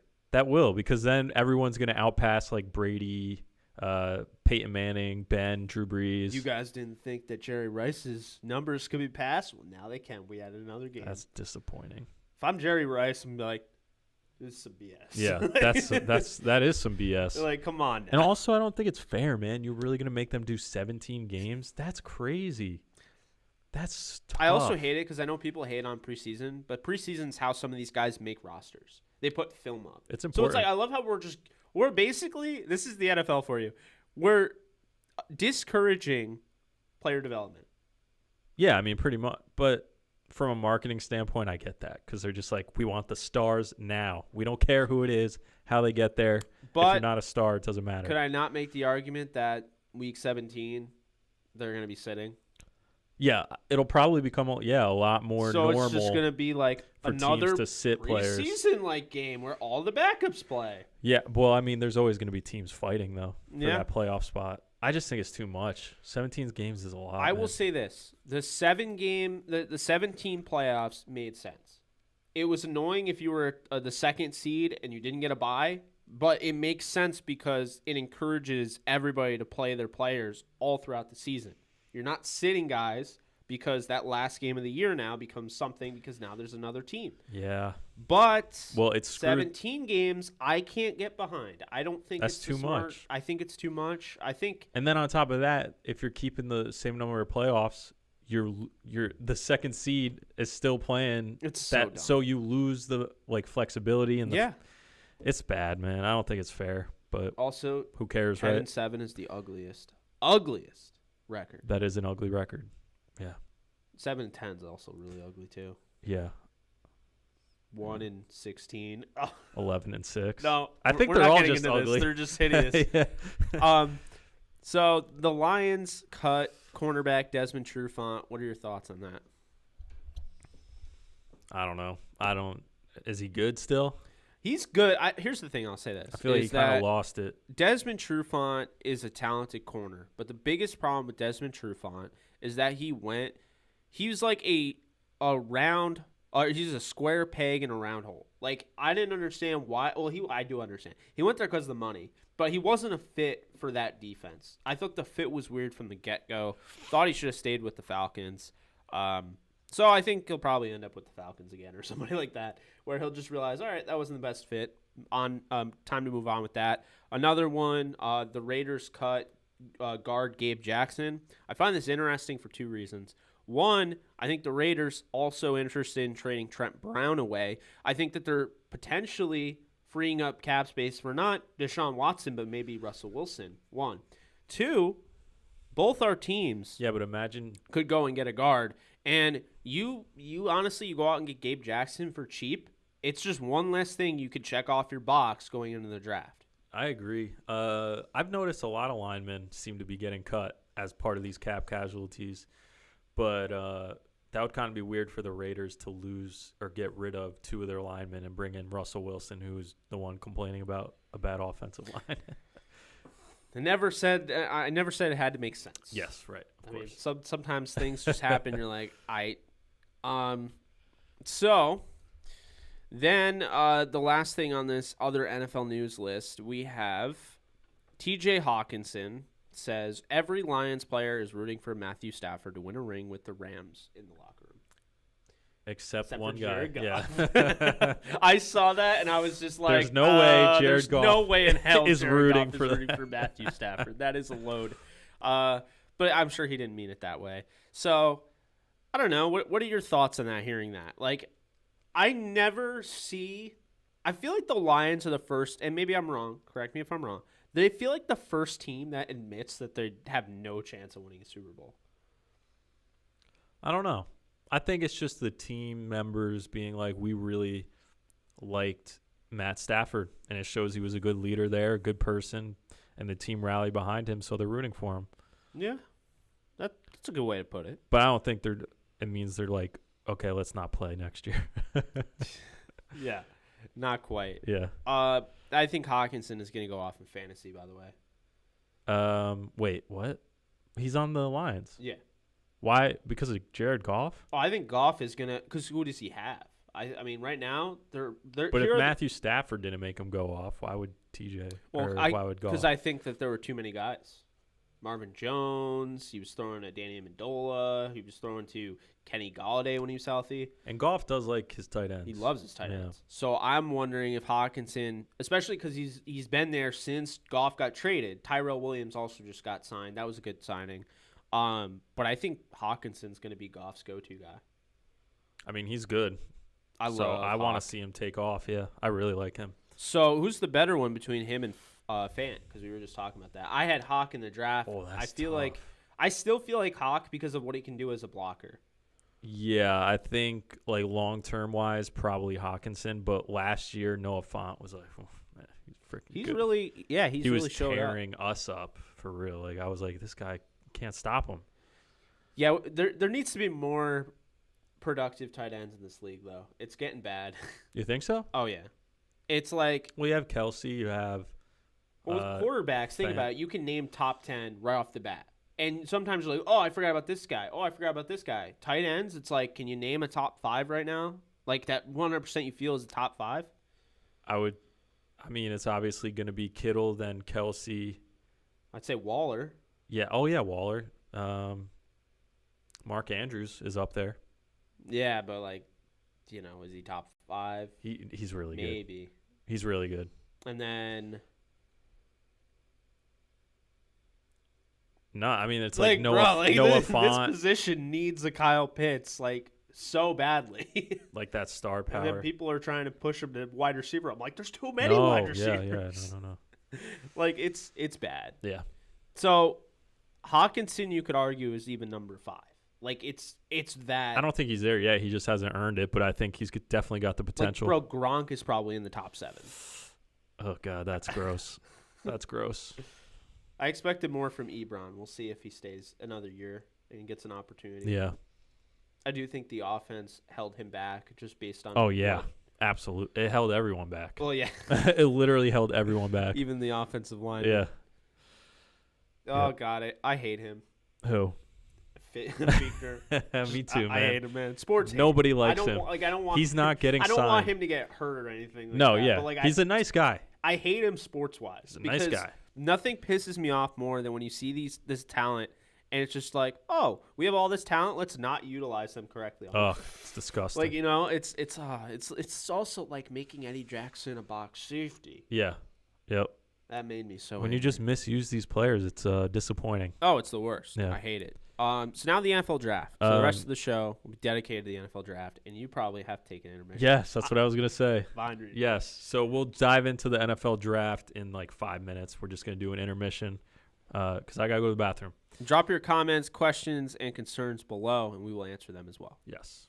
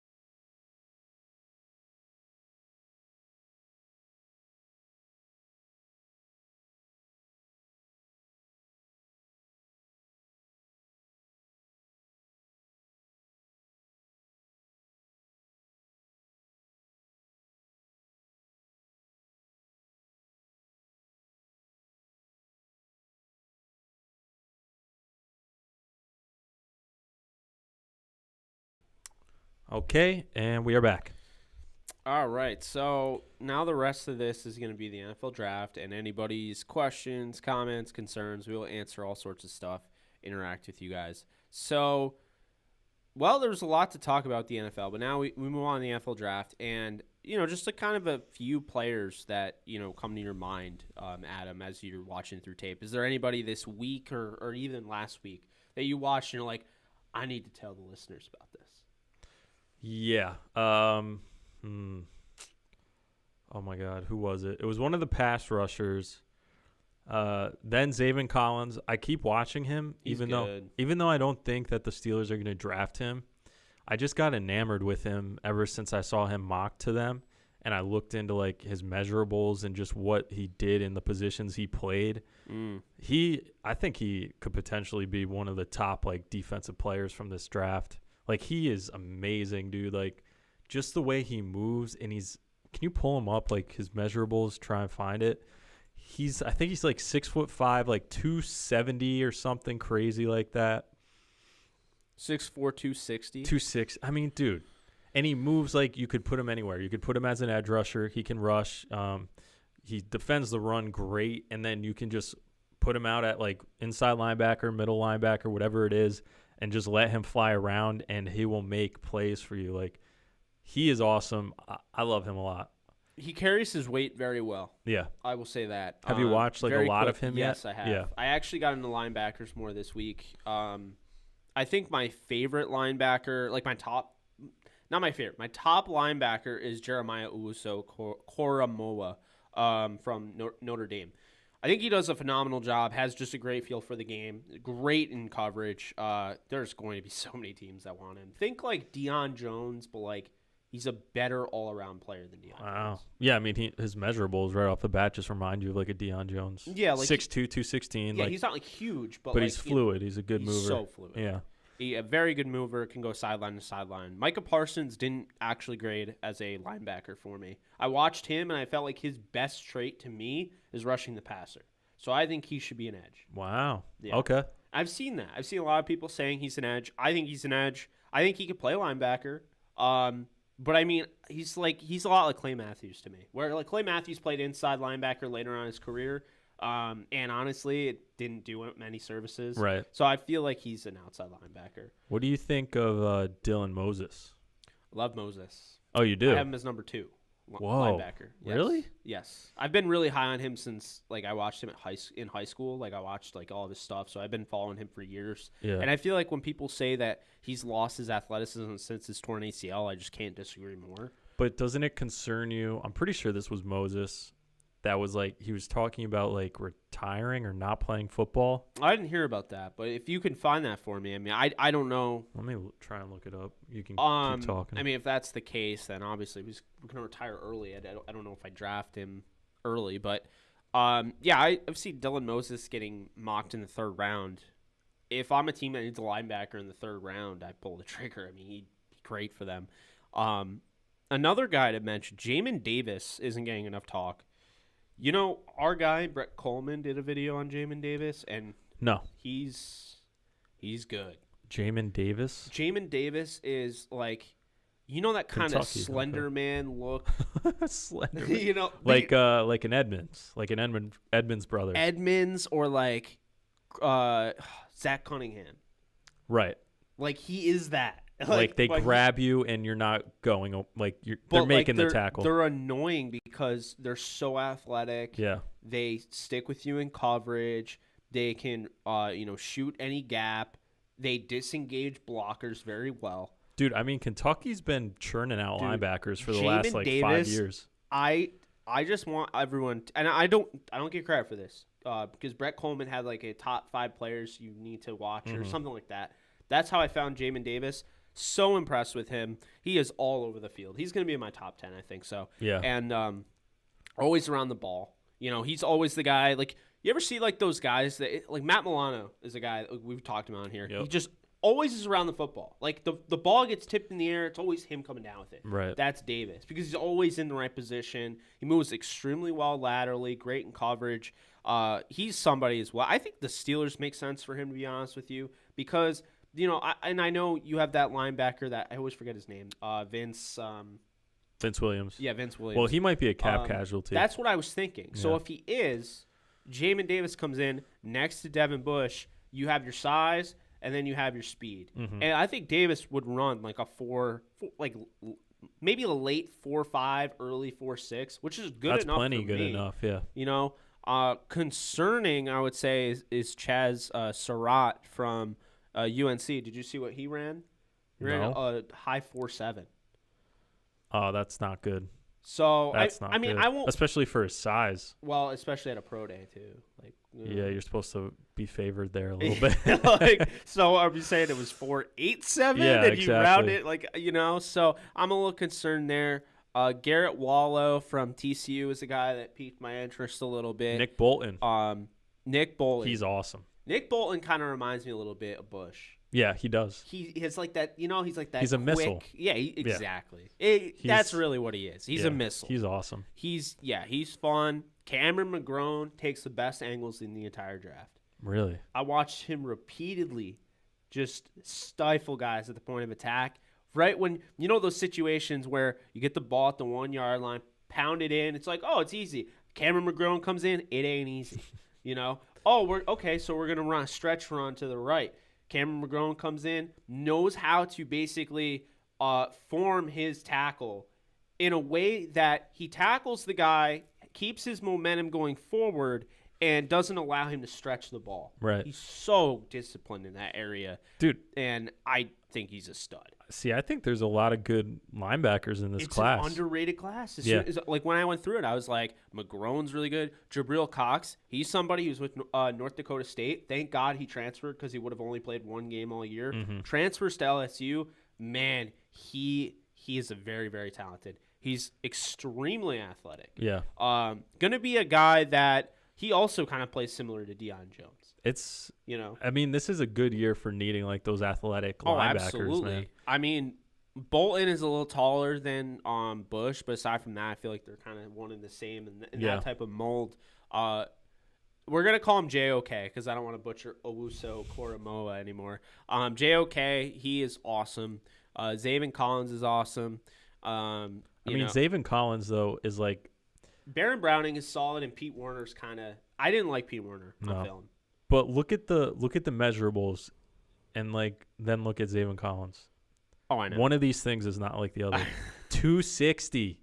That is not normal, bro. For a middle linebacker, that's crazy. There was another guy I really liked on film, Charles Snowden from Virginia. I have not watched him. I've heard good things though. He's an alien. Oh, he's 6'6". He's 6'7". He's actually 6'7".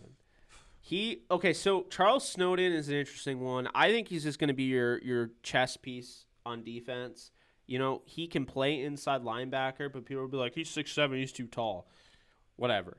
I think that's a great thing. They have vision to the ball carrier. Yeah, I know. Also, how are you throwing over that? Yeah. You see those quarterbacks, they'll be like, oh, I'm just going to get it in there. And be like, no, you ain't. That sounds great to me. I mean, maybe leverage issue, but... Yeah, I mean, I think you'd be surprised. You think 6'7", he doesn't tackle well. He can cover, and he's a great tackler. The problem is when you try to run by a guy like that, he's 6'7", so you have to know his arm span is monstrous. He's an alien. So if you try to get to the outside, his arms are like Mr. Fantastic. Right. Boom.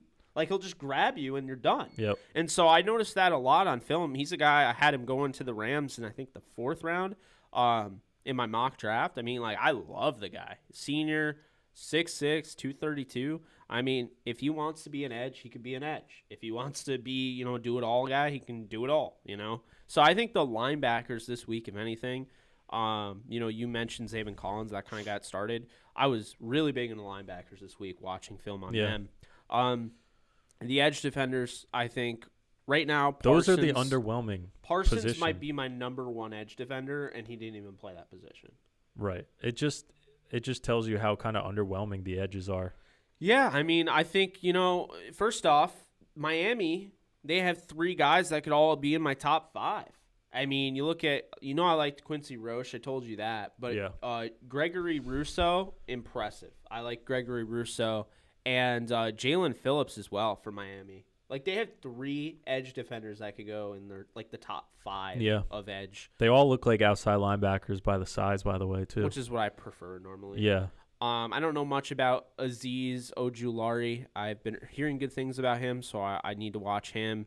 Hamilcar Rashed Jr., solid. Patrick Jones, solid. Jason Away, solid. Joseph Asai, he's a raw type of like he's got good size, but he's raw for sure. I like him, but he's raw. Carlos Basham, I think he ran like a stupid 40 time that I'm not remember. Like, it was really fast. Yeah. And that's saying a lot because he's 281 pounds. So, he's an interesting one. The guy that I like more than anybody, like, may not be my number 1 edge defender, but could be Jordan Smith, UAB, 6'6", 255. He's got like the same measurables as Terrell Lewis, but I just like him way more than I like Terrell Lewis. Like, I think him at UAB, like he can do it, man. He's so athletic, and he's just got that size that I absolutely love on an edge defender. Yeah. Aside from that, I don't know. Is there anybody that stood out for you? Because I mean, Dalen Hayes from Notre Dame I've mentioned before. But aside from that, I mean, there hasn't been too many guys. This isn't the best edge defending class. No, it's really not. I like corner. Like, people were saying that there's not a lot of great corners, but I feel like that's a little. I think you just gotta find them. I like a few guys here. I really do. I love obviously Asante Samuel Jr. Yes, obviously him. Patrick Surtain, J.C. Horn. He's up there. He just ran like really fast. Yeah, it was like 4.26, right? I don't know if that was Eric Stokes, I think. Oh, it was Stokes. You're right. Yeah, Eric Stokes. I think there's good guys, and then Melifonwu. Yeah, the Melifonwu who brother. looks like a legit Melifon. Like, he looks like a talent, like not just an athlete. I know. Who can play yeah, football. The other one was just an athlete. Yeah, poor Obi. I know. Aaron Robinson from UCF. He's been talked about over the last 2 years. I haven't watched him. He's good. I think Sean Wade will go and be a safety at the next level, or at least teams will want him to be a safety. I like Tyson Campbell. You like Tyson Campbell? I like Cameron Bynum from Cal. And I like Brian Mills from NC Central. And then there's a guy towards the end of, like everybody's talking about, like where he would go. I'd say Robert Rochelle from Central Arkansas. He's one of those guys that will just come up. Like, you'll see him out of nowhere, and he'll be like Darius Williams or, like Miles Bryant. Like, he'll end up starting, and people will be like, where did he come from? Right. Like, that's what I see from a guy coming from Central Arkansas in Robert Rochelle. But, I mean, I'm not super in love with this cornerback class, but I think they have some talent. I mean, obviously, Surtain, you mentioned, Caleb Farley, Elijah Molden. Those are, 2 guys there. Virginia Tech, man, they're probably going to be really, like, bad next year because they're losing, like, everybody. Are they? Well, yeah. I mean, just right off the bat, they're losing Darisaw. They're losing Caleb Farley, and they're losing their star running back in Herbert. Yeah. That's all I can think of right off the bat. I mean, I'm sure there's more than that. But, right. It's crazy. Yeah, man. So, just talking about, the corners there, and then safeties. Safety is what I don't like. This is not a good safety class. Thank God we don't need one. If you need a safety, good luck. This also adds on to what I was saying earlier about tagging John Johnson, because teams are going to look at the safety class and be like, I'm just going to sign a safety. I'm not getting anybody that I want, I think if you look at this, there are some guys that you could develop, but there aren't many guys that can play right away. So, I like James Wiggins from Cincy as like a 4th-round developmental guy. At the top, Trayvon Moring from he's my fave. TCU is probably the best. Yeah. I know people have been talking about Javon Holland from Oregon. I don't have him as high as Moring. And then Hafunga from USC. Hamza Nasruddin's one of my favorites. I really love him coming out of Florida State. Richie Grant from UCF. And then, I think just, some guys to keep in mind, down a ways, Sean Davis from Florida. That name gives me anxiety. Yeah, I know. I figured it would. Is he a good one, though? Is Sean Davis good? So he's projected by a lot of people to go undrafted. I think he's a guy that could surprise people. Okay. So I do like him.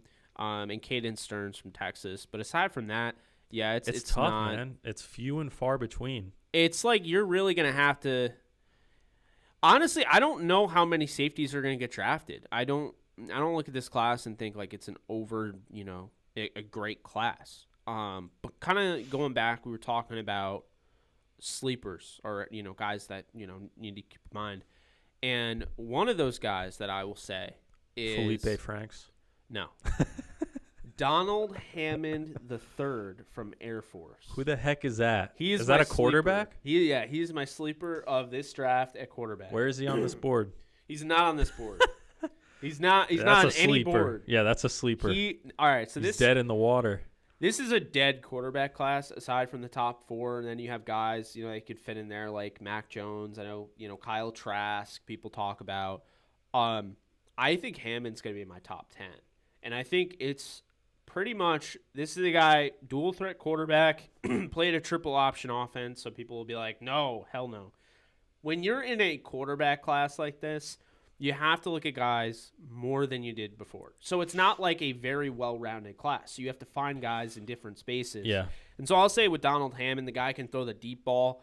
Obviously, coming from Air Force, running a triple read option offense, you're going to have a guy that can run. But what I will say is when they let him throw the ball, because he ran like all the time, when they let him throw the ball, he was impressive. He was somebody that I would, if I needed a quarterback to develop, I'm going after him.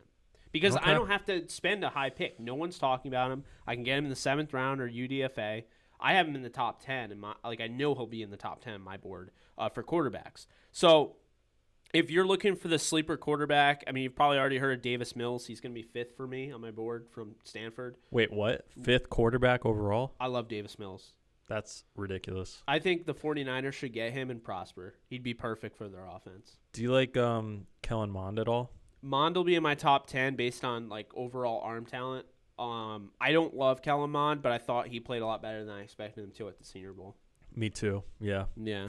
And then Jamie Newman. Oh, Jamie Newman is his tools are awesome, but he can't hit a short intermediate route or read coverage to save his life. I would say Jamie Newman is going to be like 18th on my board so far. I watched 23 fair. quarterbacks. He'll be like 18th. He's just not. He doesn't do it for. I mean, his tools do it for me. Like tool wise, awesome. And deep ball is beautiful. But my God, he cannot hit the short or intermediate routes, and play progression with him is just a nightmare. He doesn't do it. Okay, so I was one off. I have him at 17th on my board. Looking at my board at quarterback, I have Trey Lance 1, Trevor Lawrence 2, Zach Wilson 3, Justin Fields 4, Davis Mills 5, Mac Jones 6, Ian Book 7, Kyle Trask 8, Kellen Mond 9, Donald Hammond III 10. So seems right. Go and watch. That's your homework assignment for tonight. Go and watch Donald Hammond I'm gonna go watch him. Zavin Collins. And who's the other guy that we said? Oh, Jamin Davis. Yeah. Yep. So, so that is that on the quarterbacks. Now, wide receiver. I've been watching a lot of wide receiver. There's this class. I feel like wide receivers are going to get to the point where, like, every class is just like, oh, yeah, there's 80 draftable wide receiver. Like, yeah, dude. There's a guy by the name of Austin Watkins, UAB, and he is a guy that can win at the point of attack. 6'3". He's got good size, good speed. He's just so lethal. When you throw the ball up to him, he turns a 50-50 ball into a 75-25 ball. And he played at UAB, so no one's talking about him. Except for a few people. My friends AJ Show Ep.8 and Devin Jackson, you know him, who writes for a bunch of sites, but he also writes for Steelers Depot. They were on him from, like, November. Yeah. And he's a guy that I would look out for. Jalen Darden, I've said him before, North Texas, fun to watch. Elijah Moore, man. That's my guy right there. Yeah, so tell me about it. I haven't gotten into Elijah Moore yet, so talk about him. I'm going to just say that he reminds me of Antonio Brown. Yeah, the way when he gets the ball in his hands, the way he snags the ball out of the air, his route runnings, it's not as good as an Antonio Brown, but it could be. I think he's got room to grow there. I love the way he plays the game, man. He's a smart player too. He can run different routes. You don't see him just running curls and then drags all the time and stuff like that. Like, he'll change up his route, he'll sell it, build on, like, from one route to the next to, trick the cornerback. And I love the way he plays, man. I think he could be an amazing like slot receiver, or even put him at X occasionally, put him on the outside. But he's awesome. So, looking at your wide receivers, if you have a board or you have a semblance of one, who would be your top 5 in this class? Probably Waddle first. Hey. Then Devontae Smith, Chase. I don't know. I mean, from there it gets a little hazy. I haven't thought of like too deep, but I would throw Elijah Moore in the top 10 for sure. Okay. Yeah. Yeah, I would say I would go Waddle 1, Chase 2, Devontae Smith 3, and then I would have Kadarius Toney at 4. No, sorry. Oh, he's awesome. Yeah, I forgot about him. I would have Rashad Bateman at 4. Yeah, and then Rashad Kadarius Bateman's Toney good. at 5. Tony's great. Yeah. And then right on the outside looking in, Rondale Moore and Nico Collins. Okay. So No, that makes sense to me. I love, dude, Collins is not getting enough talk. It's weird when a guy from Michigan isn't getting enough talk. Yeah. But, like, Collins is awesome. I mean, I'd say the same thing about who I was talking about earlier with Cameron McGrone. I don't think he's getting enough talk. Yeah, yeah. I don't know. Maybe Michigan's turning underrated. But, no, I think Nico Collins, if you want to go out and you want to get Kenny Golladay, how about you save the $18 million it's going to take to get him and the injury concern, and you just draft Nico Collins? Mm-hmm. I mean, Golladay at one point, he was a third rounder out of Northern Illinois. Yep. You know? Do you like Tylan Wallace, though? Yes. You do? He kind of reminds me, kind of. I mean, he doesn't have the same build or anything like that, but he reminds me of Tyler Lockett in a sense. Oh, okay. So yeah, I mean, he's a speed He's guy. more physical than Tyler Lockett. Like, he'll go up and, like, high point the football. I mean, they're, like, the same size, but, like, he actually, like, uses his body. Tyler Lockett's a guy that will beat you with moves, you know? Tylen Right. can beat you with the moves, but he can also go up and be aggressive and high point the football. Yeah. He's a good one. There's going to be a lot of good, like, second, third round wide receivers to pick from. It's going to be fun. It's going to be insane. Yeah. And, you know, I'll say right now, I think, you know, somebody like, you know, going back, you have Waddle at number 1. I have Waddle at number 1. I think Waddle, and by the way, that's not, like, a common thing. There's not a ton of people that are on that train yet. After I watched Waddle, I mean, what doesn't he do well? That's what I'm saying. He's like, Devontae Smith is great, but, like, it just says a lot when you look at Jalen Waddle, and it was like he was constantly, even with Devontae Smith, he was constantly double teamed. Yeah. Like, why was he double teamed? You know? No, I love Waddle. And he'll just run by it. He doesn't care. Right. I don't think I saw anybody truly beat him with his speed. Like go speed to speed. Oh, right. Yeah, He he's beat very everybody. fast. Very And fast. Great route runner. Think OBJ when he came into the league his rookie year and took the league by storm. That's, to me, what Waddle is. Yeah. I mean, he's going to be a good one, no doubt. And with the ball in his hands, he's awesome. I mean, he does everything great. And he turns into, like, he'll turn any, like, contested catch opportunity into, like, a car accident. It's crazy. And everyone's worried about his ankle, but I'm like, his ankle will heal. Like, let it go. He doesn't have these I don't clear worry. I don't chronic lose sleep. Yeah. It's not like what we were talking about with Landon Dickerson, who's Right. had 2 ACL tears and 2 ankle injuries, and I still see on my timeline people are like, oh, I drafted him in the first round. Like, Don't. That would be scary. I mean, I hope he does just for his sake. yeah, exactly. But Like, you know, hope he does. I well wouldn't for want to him. be the team. No, screw that. It's just too scary. Those injuries, man. No, I agree with you. And then, Tony, though. Kadarius Toney. ooh, he's fun. Yeah, I love him. So take, like, Tavon Austin and then make it so, like, he could break tackles. Like, He's in awesome. college. He's awesome. Yeah, he's a good one. But I think he'll probably be a first-round pick, right? I think you're looking at Waddle, Chase, Smith, Bateman, Toney, Moore, which would give you 6, and then maybe Marshall. I'm not high on Marshall, but I know a lot of people are. So Marshall could be in there. Collins could be in there. I think it's safe to say 6 or 7 receivers go in the first round.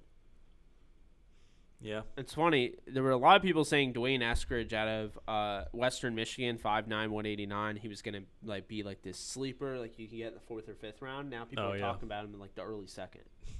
So the draft evolves. You know, Yeah, I think it'll be the thing to look out for with this draft is since there's no combine, you're not going to see those small school guys go off the board like you normally would. Guys that had an opportunity to prove themselves. You know, Maybe. I think you're going to see a lot of close to home guys. We're comfortable with the Clemsons, Ohio States, Maybe. Yeah. I guess it just depends on how good of a job they do with the private workouts. That's true. Yeah. I'm very interested to see that. I would like more times and like Diami Brown is another one, 6'1", 195. You watched any of him and Daz Newsome at North Carolina? No. Yeah. I mean, I don't know about you. It can be hard for me to like look in on other guys when I'm like if I'm watching, Javonte. Yeah, he was all I was focused on. Yeah, like I go, but I'm trying to get better at that. I'm trying to be able to watch the field as it is, and I always try to look away from the football, but it's so hard, man. When you have a running back that you're watching, it's hard. I feel like other positions, like quarterback, you can look at wide receivers, and you can look at pass rushers and stuff, but when you're watching running backs, it's just like... Well, yeah, because the ball's going to them. Yeah. It's not a passing play. Exactly. So it's different. Apparently, Newsome is the better deep threat, like as far as like he can stretch the field. He's like... I've heard him described as like a Robbie Anderson, which is good. But Diami Brown is the guy that like has a future in the league past just being a deep threat. Like can win those contested catches, which to me, that's what I want. I want a guy that's going to be able to win contested footballs because at the end of the day, I don't care if you can run straight down the field. If I need you on 3rd and 1, game on the line, 4th and 1, game on the line, at the goal line, and you can't make that contested catch, then I don't have use for you. Yeah. I want guys that can make that catch. So yeah, you got to have that in your tool belt. So then kind of going back to the running backs a little bit, you obviously love Javonte. Yes. And, I mean, I obviously like guys like Trey Sermon, and I told you I like Khalil Herbert and Kenneth Gainwell. I think it's the best pass-catching back. Is there anybody that we didn't talk about that you're interested in? Chuba Hubbard. Really? Yeah. I'm interested in him. Yeah, You don't like him? It's like not arm interested. tackle and he's down. You think so? Every time. Every time? It feels that way. I don't think I like him as like a... He's got great vision. I like him as like a 4th rounder, 5th even. If like you miss out on some of the better ones, more well-rounded running backs. I like Chris Evans from Michigan. Oh my God, here I am with the Michigan guys. Yeah, Chris Evans. Yeah. I don't think I've watched him at all. He's fun. What is he? Is he like a workhorse, speed? He's one of those guys like so Chris Evans is 5'11", 216. So he's not a giant. He doesn't look like a giant on the field. He's just a guy that like, you give him the football and you need him to get 9, he'll give you 11, and he's constantly he has a good motor. And he's somebody that will I think he's got great pad level, most importantly, in balance. I think it allows him to run in between the tackles very well. He may not be a starter at any point in his career, but he's going to be one of those guys like the top backup in the league. Like he'll be like that guy. And if he starts, then I think he can start. He can be a good player. I did really like him. Okay. Sorry. Go ahead. I was going to say, if you still have more on him, keep going. Go ahead. No, go ahead. Because I was going to ask you, you love Trey Sermon. Love him. Tell me why I should love Trey Sermon. You should love Trey Sermon because when, you've probably heard of him before. I've heard of him. Yeah.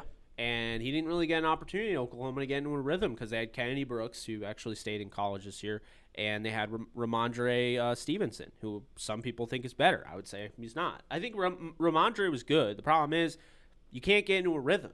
And this is a bell cow. This is a workhorse type of running back. He had his injuries, sure, but, finally he gets 1 year where they just let him be the guy. He goes over 1,000 yards. He was fun to watch at Ohio State. First off, can win.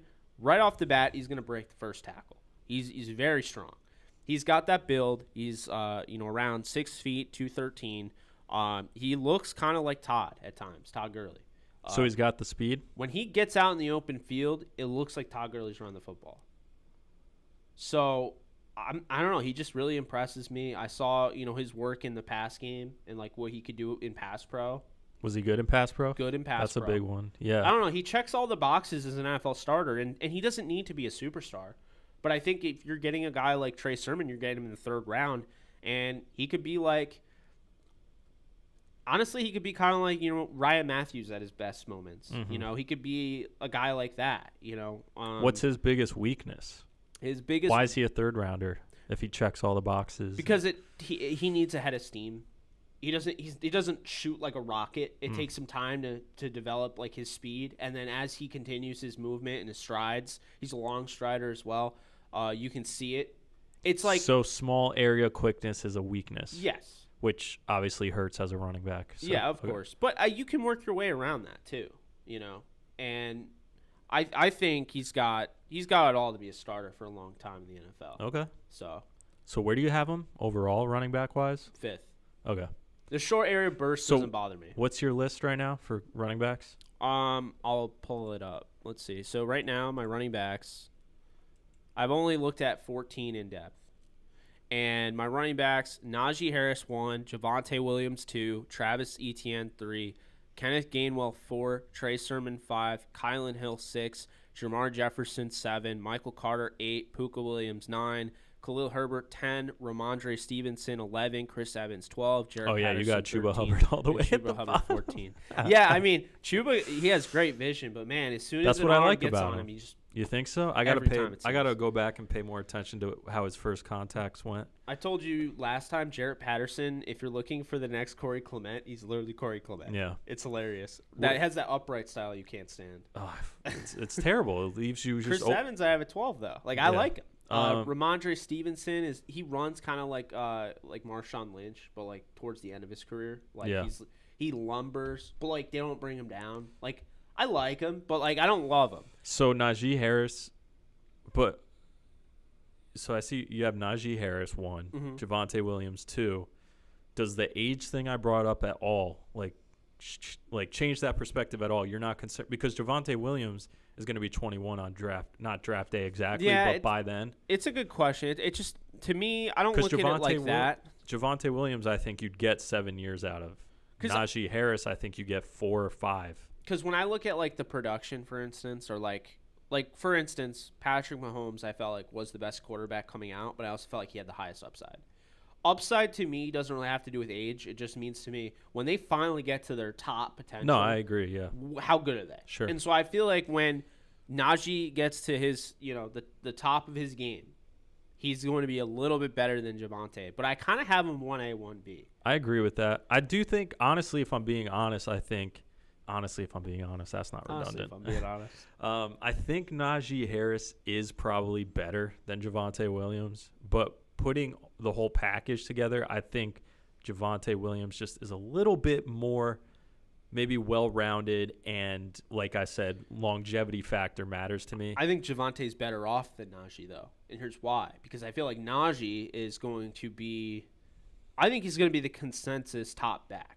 For most, yeah, I think so. So most teams are going to be interested in him, but he's going to go in the first round, I think. Yeah, and I think he'll go to a team that's not a good fit.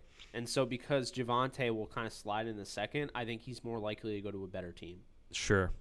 Yeah, I could see that. So. Hopefully, I could see Travis Etienne jumping either of these guys. By the way, Etienne's really good, but I wouldn't draft him. No, me neither. But I think I could see teams being like, he's so fast, dude. Just like drafting him because of that.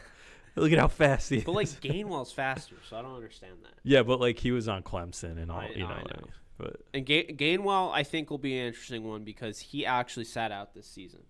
So, because he opted out the season, they haven't seen film on him since 2019. He wasn't the guy in 2019 because they still had Antonio Gibson and Patrick Taylor.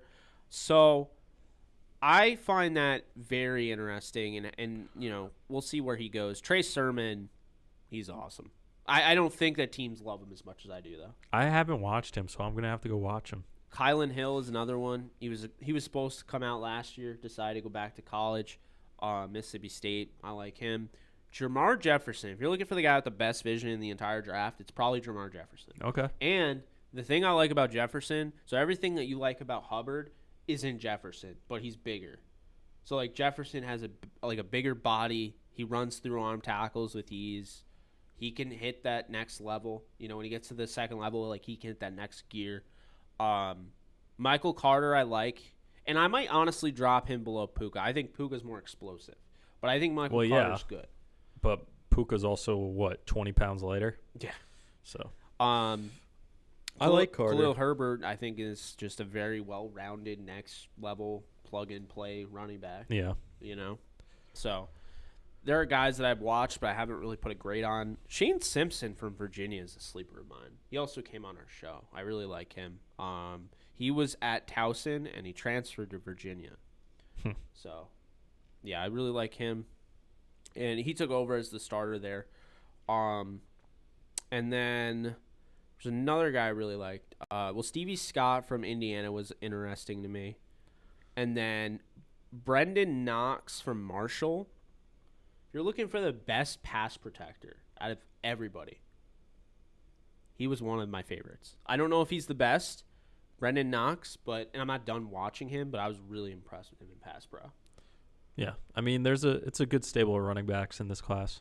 Oh, solid at least. Yeah, there's a lot. Yeah. I'd say like the 14 I mentioned though, like they're it's a good bunch. What are your thoughts on Amari Rodgers, the wide receiver from Clemson? I really like him. He puts me to sleep because of his play style, but he's like that reliable kind of tough. He's going to be around for like 10 years. Exactly. He's going to be like a technician. Like I know the value is there. Yeah, exactly. But he's not going to be like hitting home runs all the time and lighting people He's fast, but he doesn't use his game like that. Yeah. He honestly plays similar to Michael Thomas on like the off the line of scrimmage.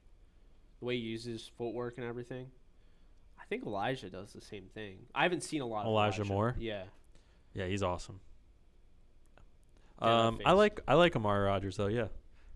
I think Rodgers is good. Yeah. As far as the quarterbacks after the 10 I've mentioned, Ellinger I think has a future as maybe like a kind of like a Taysom Hill type of guy. I was impressed by the amount of punishment he took running the football. Dude runs like a running back. Yeah. So he could have that. Kyle Trask is getting, and I was on this train way before because I'm in the know, but Kyle Trask is now getting compared to Mason Rudolph like crazy. Have you seen that? Multiple headlines, multiple scouts. They're like, the more I watch, the more I see Mason. That's not good. It's not good. I was tweeting that out like weeks ago. I was like, he's literally Mason Rudolph. I know. I remember you saying that. It's not. I don't like him, man, but I'm scared. Scared the Steelers might like him. I've seen all this like buzz about Jamie Newman. I'm like, yeah, that's people who haven't watched his games and have only watched his highlights. Because if you just watch a game of him, you're like, oh, he literally can't hit a check down or a crossing route. I do not like Jamie Newman. Not the person. I just, No, he's just as a prospect. Yeah. As a prospect, he's just his deep ball's great. Can we agree on that? He's got an arm. I think that's why people. No, even his deep ball itself is like accurate. Yeah. It's pretty good.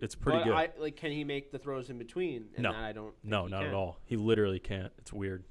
Felipe Franks. He's a straight up project. So bad. I can't believe as a Kansas fan, I've come to this level where I was praying that he would go to Kansas as a transfer. That's bad. That's when you know you're desperate. And then he didn't go there, and I was just like, we're doomed. Yeah. Nah, he's not good, man. I remember watching him at Florida. Yikes. Big yikes. I like Zach Thomas, should have been Hall of Fame linebacker, but Appalachian State quarterback. Yeah, these are all guys I don't even know at this point. Watch Davis Mills. He's fun. I say he's fun because I feel like he can operate an offense the right way. Like if you're looking for like that West Coast style offense that Kyle Shanahan, Sean McVay, modified West Coast, but Sean McVay and Kyle Shanahan run, he'd be perfect in Shanahan's offense. Like I think Davis Mills day one with Deebo Samuel, with who's the running back or wide receivers? Forgetting Deebo Samuel, Brandon Ayuk, Jalen Hurd, George Kittle, and Raheem Mostert. He'd have no issue running that offense. All right. I mean, we'll see if they bring back Trent Williams. They kind of need a left tackle. Yeah. But, I think that could be a fit there. Do we have any questions that we want to? No questions. Through? Okay. People are just watching. All right, cool. How about tight ends then? You want to sign off on tight ends? Yeah, I haven't really done a ton of watching on tight ends. Oh, then we can skip it for now. But I've seen Kyle Pitts is obviously a guy that I like a lot. Obviously, he's going to be the consensus number one tight end. I really like Brevin Jordan. I know a lot of people like Freiermuth and Hunter Long from Boston College, but I would say Brevin Jordan has the most like exploding type of potential where he could be like a monster at the next level if he gets it together. Okay. So, is there anybody that stands out to you? Not too much. No, not really. I mean, I want the Steelers to draft one, but none of them really inspire me. I mean, it's also like the defensive line. We were talking about this. Where's like the Aaron Donald? Yeah, there's just no one that, besides Kyle Pitts, there's no one that jumps off and inspires you really. Yeah, and then defensive line, I mean, like I like Darius Stills. I haven't watched enough to rank them, but I like Darius Stills from West Virginia. I think Barmore, and then someone actually mentioned Jalen Twyman earlier. I don't remember when. Okay, I really like Jalen Twyman as a pass rusher. Says Pac-Man. Yeah, Twyman from Pitt. I thought he was interesting. Yeah. Barmore's the guy from Alabama. He's expected to be the top defensive lineman. Him and Jay Tufele from USC. Okay. Jordan Davis from Georgia. And then I like Darius Stills, as I mentioned. I think his brother is also in it too. Dante Stills, right? Yeah. So, yeah, I mean, like, this is just not like a super impressive defensive line class, in my opinion. I don't know about you, what your thoughts on that. No, I agree. And I really haven't dove into them that much because luckily the Steelers don't need it right now. But, yeah. Yeah, I think, Barmore has a chance to start the next level. Tufele does and Darius Stills. But aside from that, I haven't. That's rough. That's rough. Yeah, look, this board is not great. Wow. Yeah, well, I mean, keep in mind last year, you had guys like McTelvin Ajim, who I really liked. You got drafted by Broncos. He didn't start. The guy for the Ravens, he didn't start either. Who? I forgot the guy's name. I can't remember like anyone's name from last year. It's really weird. It's not good. Clearly not that special then. I think he was a first rounder. Still not that Second special. Rounder maybe. I don't know. But yeah, there was a lot of guys last year at the defensive line position. Actually, let's look at them. So Derek Brown. Oh yeah, I remember Derek Brown. Javon Kinlaw, Justin Madubuike. Buki. That's the Ravens guy. And like he didn't even like really start last year. And they drafted him first round? No, I don't remember what round they drafted him in. Ross Blacklock, he was drafted in the first round, I believe. Gallimore, I remember liking. Gallimore didn't really do anything though. Yeah, that's my point. Is that like defensive line, like Raekwon Davis didn't really do much. Davin Hamilton didn't really do much. Marlon Davidson was like hurt all year. Leaky Fotu didn't do anything. McTelvin Ajim. It's like two kind of mediocre interior D-line classes in a row. That's kind of concerning. It is concerning. I think all the athletes are, pass rushing or playing different positions. Yeah, I hear. I mean, well, think about it. If you're a 280-pound guy, just drop weight. Yeah, be an outside linebacker. Exactly. I mean, that's what I would be doing. And get paid way more. Interior D linemen don't get paid and like a edge does. Zavin Collins, you just carry your weight better. I know. Just be a freak. Just be you could be yourself, or you could be Zavin Collins. Yeah. One will not get you paid in the NFL, and the other one will. Yeah. No, that'll be something to watch. Yep. And if we could do next week, it would be awesome. Mock draft. Okay. Round. All right. I'm down. Let's put together for all 32 teams. They don't have a pick. And the Texans don't. Well, do you want to do first and second or just first?